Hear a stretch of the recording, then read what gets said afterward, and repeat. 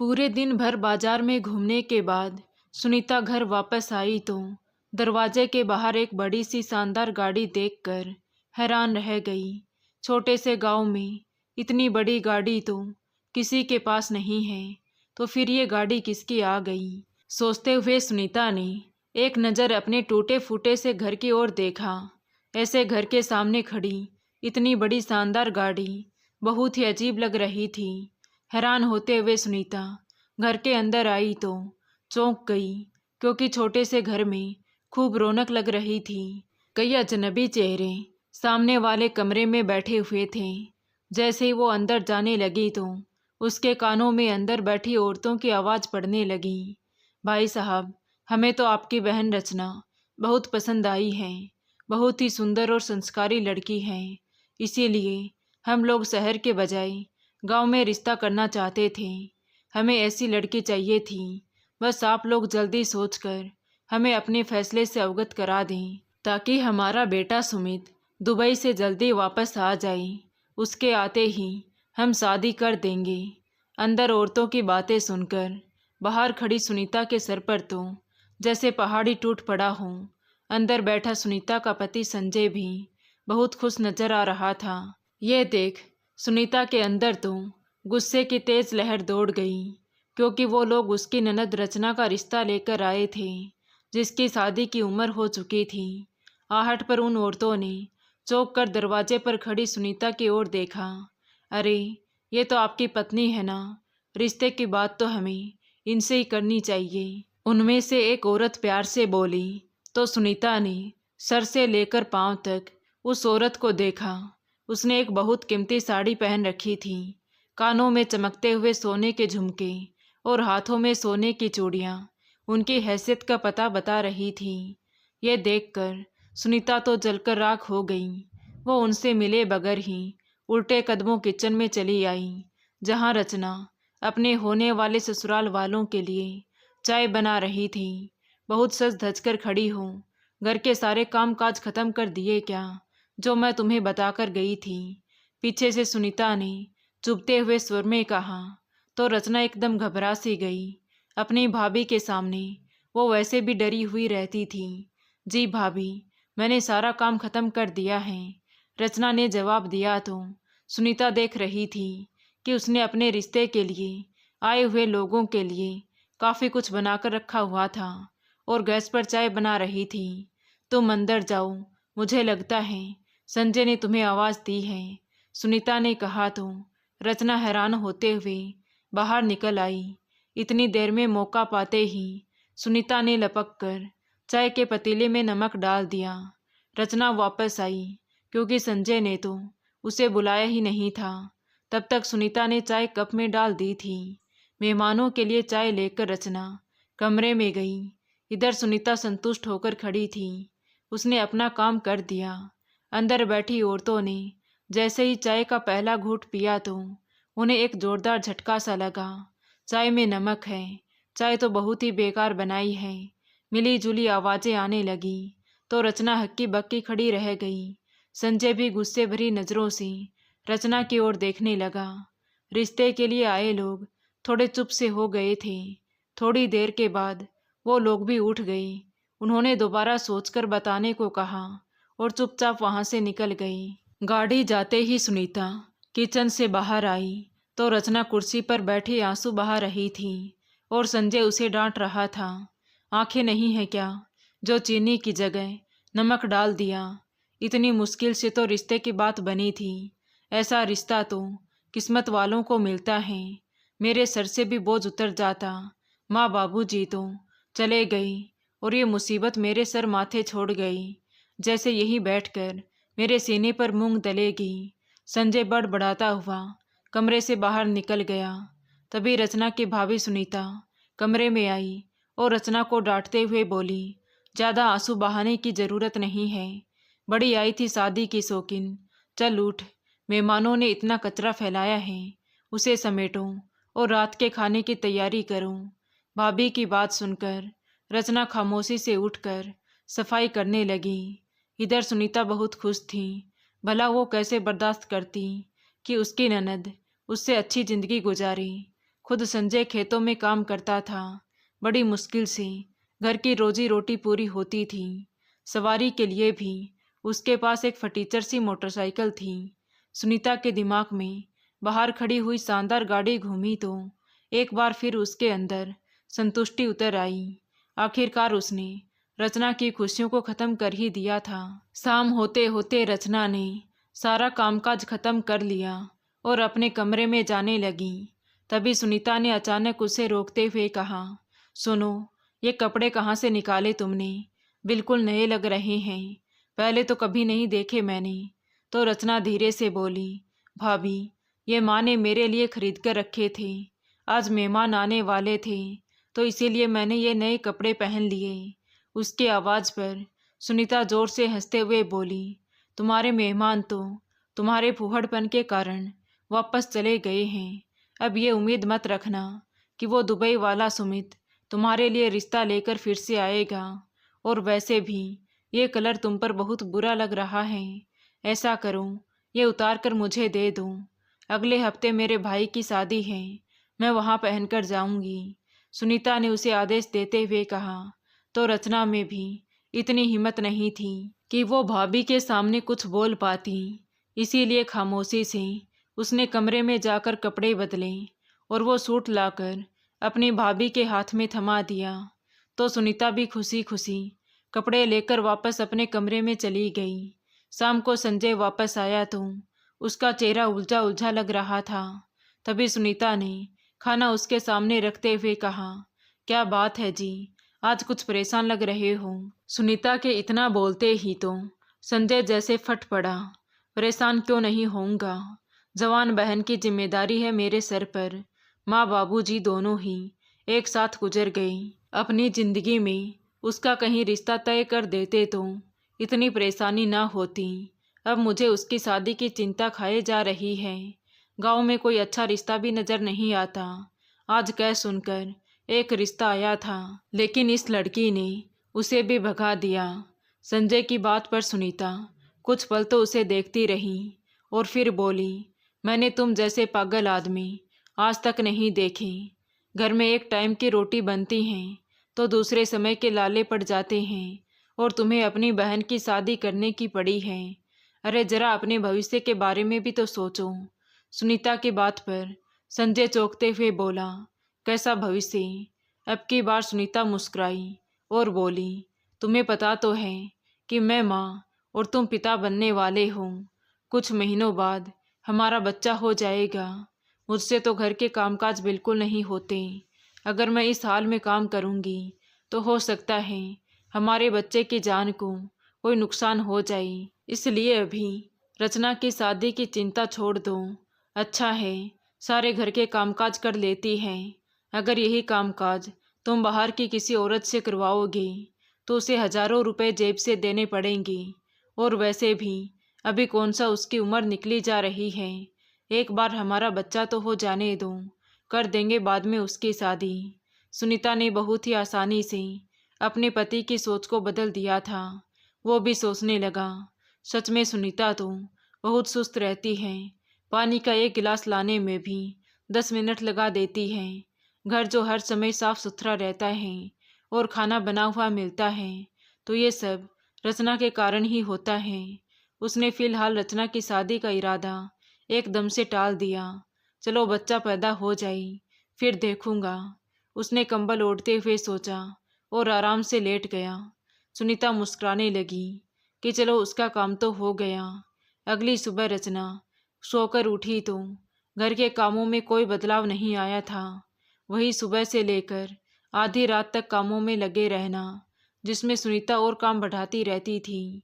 वो मुश्किल से एक दिन कपड़े पहनती और अगले दिन उठाकर रचना के सामने रख देती। कपड़ों को हाथ से धोना, मशीन में धोने से कपड़े खराब हो जाते हैं। उसने अपनी दहेज की मशीन डिब्बे में पैक करके अंदर रख दी थी कि कहीं रचना उसे खराब ना कर दे। रचना सारे कपड़े हाथ से धोती, फिर उन्हें इस्त्री करती और तय करके अलमारी में रख देती। खाना बनाने खड़ी होती तो स्वादिष्ट खाना बनाती। सुनीता की फरमाइशें उस समय भी ख़त्म ना होती थी। वो दिन प्रतिदिन कमज़ोर होती जा रही थी। उसके आसपास की सारी सखियां ब्याह कर जा चुकी थीं, बल्कि किसी के तो बच्चे भी हो चुके थे।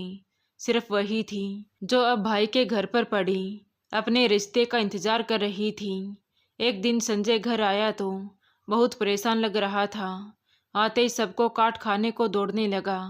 सबसे पहले तो पूरा गुस्सा रचना पर उतरा, जो ठंडे पानी की जगह गर्म पानी लेकर आ गई। संजय ने उठकर गिलास दीवार पर दे मारा। सुनीता ये सब कुछ देख रही थी। वो मुस्कुराते हुए पास आकर बैठ गई। क्या बात है, क्यों परेशान हो? सुनीता के पूछने पर संजय परेशानी से बोला, सारी फसल बर्बाद हो गई है। बारिश न होने के कारण बहुत नुकसान उठाना पड़ा। समझ नहीं आ रहा इस बार गुजारा किस तरह होगा। ये सुनकर सुनीता भी परेशान सी हो गई। कम पैसे आने का मतलब था उसकी शॉपिंग के लिए भी कम पैसे निकलते, जबकि वो तो महीने में अगर 4 बार बाजार न जाती तो उसका तो गुजारा ही ना होता। अपनी अलमारी में उसने कुछ पैसे छुपा कर रखे हुए थे, लेकिन वो अपने पैसे संजय को बिल्कुल नहीं देना चाहती थी। तभी अचानक उसके दिमाग में एक शैतानी आइडिया आया। उसने कहा, हमारे पड़ोस वाले लोग भी तो पहले खेती बाड़ी करते थे, लेकिन फिर उन्हें नुकसान हुआ तो उन्होंने खेती बाड़ी छोड़ दी और घर में जानवर पाल लिए। 4-4 गाय भैंसें रखी हैं उन्होंने और उनका दूध बेचकर खूब पैसे कमाते हैं। शहर से दूध लेने वाली गाड़ियां आती हैं, क्योंकि शहर में अच्छा दूध नहीं मिलता। बहुत पैसा कमाते हैं वो लोग, इसीलिए अब तुम भी वैसे ही गाय भैंस खरीद लो। सुनीता की बात सुनकर संजय ने हैरानी से चौंकते हुए कहा, गाय भैंस कौन सा सस्ती आती हैं? लाख रुपए की भैंस मिलती है। मेरे पास इतने पैसे कहाँ से आएंगे? और भैंसों का काम कौन करेगा? दिन भर उनको चारा डालना, उनका ख्याल रखने का काम तुमसे तो हिलकर मेरे कपड़े इस्त्री नहीं होते, वो भी रचना करके देती है। संजय ने चिढ़कर कहा तो सुनीता हंसकर कहने लगी, अरे काम की तुम चिंता ना करो, अपनी रचना करती ही क्या है। सारा दिन जरा सा खाना बनाना होता है, 2 बर्तन धोने होते हैं, उसके बाद पूरा दिन बैठकर पुस्तक पढ़ती रहती है। अपनी शादी का इंतज़ार करने से तो अच्छा है कि वो कोई तुम्हारी मदद कर दे। और रही बात पैसों की, तो तुम उसकी चिंता मत करो। रचना के पास माँ के सोने के झुमके और एक सोने की अंगूठी रखी हुई है, जो उसने अपनी शादी के लिए संभाल कर रखे हैं। भला आपकी बहन ऐसे मौके पर काम नहीं आएगी तो फिर कब काम आएगी? उसे कहो वो झुमके और अंगूठी तुम्हें दे दे, और कुछ पैसे तुम अपने पास से मिलाकर एक गाय और एक भैंस खरीद लो। फिर उनका दूध बेचकर देखना हम कितने मालामाल हो जाएंगे। सुनीता ने पूरा प्लान संजय के सामने रख दिया तो वो भी सोचने पर मजबूर हो गया। आइडिया तो अच्छा था, खेतों में अब कुछ खास कमाई तो होती नहीं थी, इसलिए कुछ सोचकर वो सीधा रचना के कमरे में जा पहुंचा, जो दिन भर के काम काज खत्म करने के बाद अब जाकर थोड़ी बिस्तर पर लेटी थी। संजय को देखते ही रचना उठ खड़ी हुई। क्या हुआ भैया, आज आप मेरे कमरे में कैसे आई? सब ठीक तो है ना? उसने चिंतित स्वर में पूछा। तो संजय ने गंभीरता से कहा, हाँ, वो माँ के जो झुमके और सोने की अंगूठी तुम्हारे पास रखे हुए हैं वो मुझे दे दो, मुझे कुछ काम है। संजय ने कहा तो रचना खामोश सी हो गई। लेकिन भैया, माँ ने वो झुमके और सोने की अंगूठी तो मुझे दिए थे ना? रचना की बात पर संजय एकदम आग बबूला होते हुए बोला, हाँ तुम्हें दिए थे, पर तुम्हारा नाम तो नहीं लिख दिया ना उन पर। मैं भी माँ का ही बेटा हूँ। अगर इस समय मैं मुसीबत में हूँ तो तुम क्या मेरा अधिकार मुझे नहीं दोगी? ज़्यादा जबान ना चलाकर चुपचाप वो झुमके और अंगूठी मुझे लाकर दे दो। संजय का गुस्सा देखकर बेचारी रचना खामोश सी हो उठी और उसने झुमके और सोने की अंगूठी लाकर संजय के हाथ पर रख दिए। संजय अगले ही दिन वो झुमके और सोने की अंगूठी बेचकर गाय भैंस ले आया। घर में लाकर उसने जैसे ही गाय भैंस बांधी तो रचना हैरानी से कमरे से बाहर निकल कर आई। भाई, इन गाय भैंसों का कामकाज कौन करेगा और कौन इनका दूध निकालेगा? उसने हैरानी से पूछा तो पीछे से उसकी भाभी आकर बोली, क्यों, तुम्हारे हाथ टूट गए हैं क्या? जो बाहर से कोई आकर गाय भैंसों का काम करेगा, तुम ही करोगी और कौन करेगा।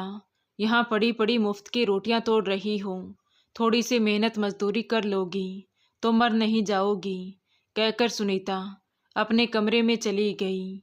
संजय भी गाय भैंसों को बांधकर बाहर निकल गया और रचना बेचारी तपती धूप में गाय भैंस के आगे चारा डालने लगी। उसके कामों में और बढ़ोतरी हो गई थी। वो मासूम जान सुबह से लेकर रात तक काम करते करते चूर हो जाती। पूरा दिन भर संजय और सुनीता गाय भैंसों के पास भी नहीं आते, लेकिन जैसे ही दूध लेने वाली गाड़ी दूध के बदले रुपए देती तो सुनीता लपक कर अंदर से बाहर आ जाती। कितने पैसे दिए हैं गाड़ी वाले ने, लाओ दिखाओ तो जरा। वो गिनने के बहाने पैसे लेती और सारे के सारे अपने पास रख लेती। इन पैसों में से वो आधे रुपए संजय को देती और बाकी अपने पास रख लेती। संजय भी इस नए काम से बहुत खुश था। बगैर कोई मेहनत के उसे रोजाना अच्छे खासे रुपए मिलने लगे थे, जबकि रचना काम करते करते अब बहुत कमज़ोर हो चुकी थी। रचना के आंखों में हर समय आंसू तैरते रहते। एक दिन रचना की सहेली उसके घर पर आई तो उसे हैरानी से देखते हुए बोली, तुम कितनी कमज़ोर हो गई हो रचना। तुम्हारा भाई तुम्हारी शादी क्यों नहीं करता? अब तो तुम्हारी उम्र भी निकलती जा रही है। जरूर अपने घर के कामकाज के लालच के लिए तुझे बिठाकर रखा है उसने, सहेली ने कहा तो रचना फूट फूट कर रोने लगी। बात तो कुछ ऐसी ही थी। आसपास वाली सारी औरतें अब उसे उसकी उम्र पूछती रहती थी। सुनीता मज़े से कहती, कोई रिश्ता आएगा तो शादी करेंगे ना। मगर सच तो ये था कि रिश्ते वाले आते भी तो सुनीता उन्हें ये कहकर टाल देती कि रचना की तो कहीं और बातें हो गई हैं। रचना खामोशी से ये सब कुछ देखती रहती, मगर वो अपने भाई भाभी के खिलाफ कुछ नहीं कर सकती थी। लेकिन हाँ, उसकी सहेली ने उसे सब कुछ समझा दिया था कि वो दूध से कुछ पैसे बचाकर अपने पास सुरक्षित रखा करे, कल को काम आएंगे। रचना ने उसकी बात मानते हुए रोज की कमाई से 100 रुपये अपने लिए अलग रखने शुरू कर दिए। होली सर पर थी। अपने भाई का रचना को अच्छी तरह पता था कि भाई हर बार की तरह उसे नए कपड़े ना दिलाकर अपनी पत्नी को 3-4 जोड़ी लाकर देगा। इस बार भी पूरा साल रचना इन लोगों के सारे काम करती रही और अब जब होली आई तो सुनीता ने मुंह फाड़कर संजय से कह दिया कि वो तो 5 जोड़ी साड़ी लेकर आएगी। 20,000 रुपये लेकर सुनीता होली की शॉपिंग करने चली गई, जबकि घर में रचना खामोशी से सारे काम निपटा रही थी। तभी किसी ने दरवाज़ा खटखटाया। रचना ने जाकर दरवाज़ा खोला तो सामने एक औरत खड़ी थी। बेटा, मुझे प्यास लग रही है, एक गिलास पानी मिलेगा? उसने प्यार से पूछा तो रचना ने उसे अंदर बिठाकर पानी का गिलास दिया। वो शहर से खरीदारी करके लौटी थी। वो एक एक करके रचना को सारे कपड़े दिखाने लगी। उनमें से एक सूट रचना को भी बहुत पसंद आ गया। आंटी जी, ये सूट बहुत अच्छा है, कितने का आया है? रचना ने उस सूट को अपने हाथ में लेते हुए कहा। तो उस औरत ने भी ये भांप लिया था कि रचना को वो सूट पसंद आ गया।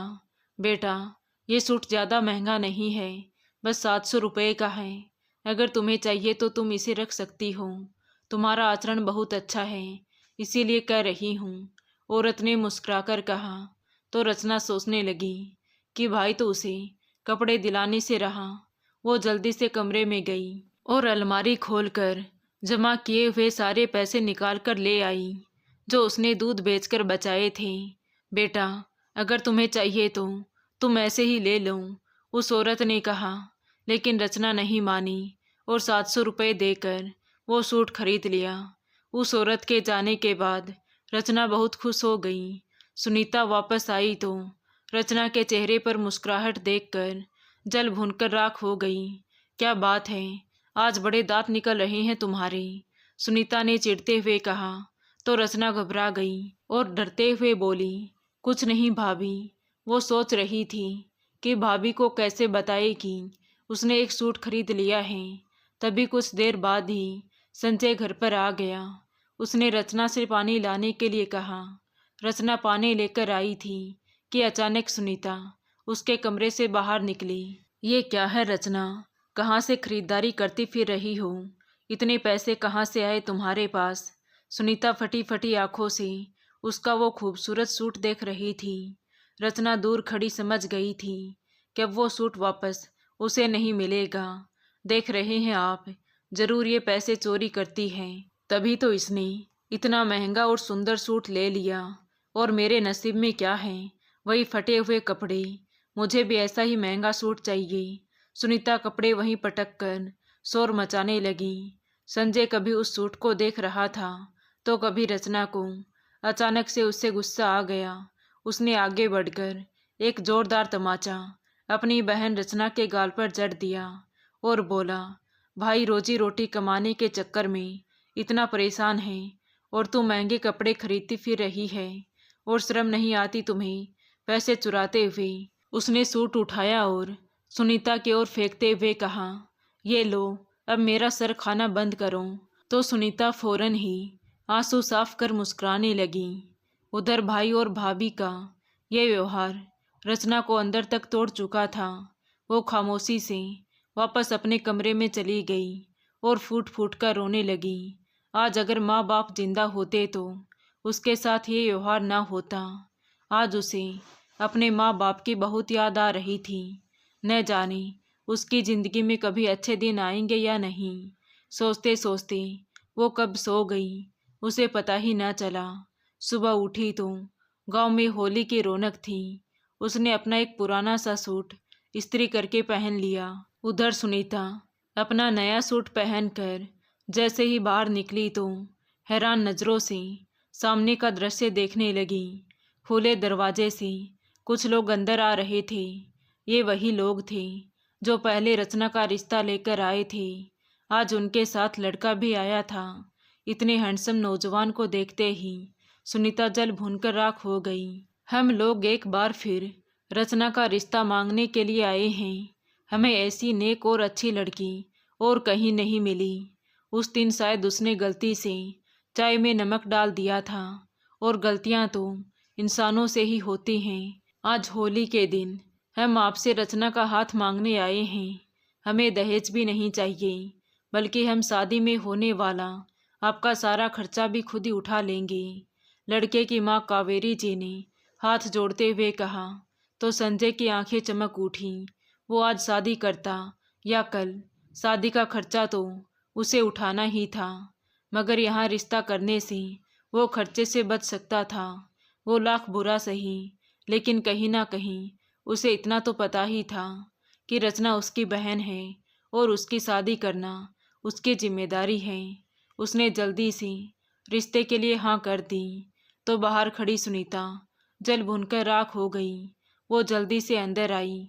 क्या कर रहे हैं आप? रिश्ते के लिए हामी भर दी, घर के कामकाज कौन करेगा? उसने दबे शब्दों में संजय को कहा तो संजय ने उसे चुप रहने का इशारा किया। आज रचना को अपने भाग्य पर विश्वास हो रहा था। संजय ने 1 सप्ताह बाद ही उसका विवाह तय कर दिया। सुनीता के लाख मना करने के बाद भी संजय नहीं माना और खुशी खुशी अपनी बहन की शादी कर उसे विदा कर दिया। जिस समय उसकी विदाई हुई तो सुनीता का रोम रोम सुलग रहा था। एक तो वो इतने बड़े घर में शादी करके गई, दूसरा उसे ससुराल की तरफ से इतना सोना चढ़ा कि सुनीता ने तो सपने में भी नहीं सोचा था। इतने बड़े घर में शादी करके बहुत खुश हो रही है ना ये, जल्दी इसका तलाक ना करवा दिया तो मेरा नाम भी सुनीता नहीं। मन ही मन बड़बड़ाते हुए सुनीता जैसे ही वापस मुड़ी तो पानी में फिसल कर धड़ाम से नीचे गिर गई।